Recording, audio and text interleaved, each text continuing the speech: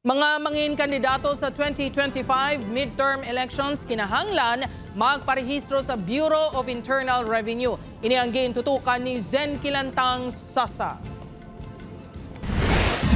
Matapos magtakop ang filing sang Certificate of Candidacy sang Commission on Elections, ginpahanumdum sang Bureau of Internal Revenue ang mangin kandidato nga magapapili sa 2025 midterm elections. Sunod sa BIR, kinahanglan nga magparehistro sa talatapan ang political candidates kag mag-issue sang resibo sa kada transaksyon, ilabi na sa tion sang campaign period.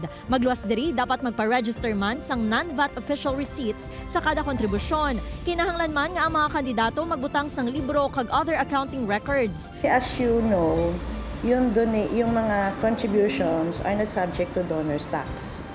But yung sinasubject namin sa withholding ay yung mga purchases ng mga candidates.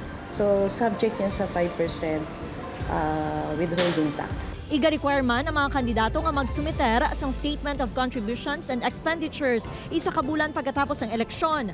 Paandam sini ang kapaslawan sa pagsunod sa mga rekisitos ng BIR ang may nagakaigo nga penalidad. As a public servant na rin, please do your share and remit the necessary or the correct taxes on time. Upod kay Cirilo Renduque, Zen Kilantang Sasa, One Western Visayas.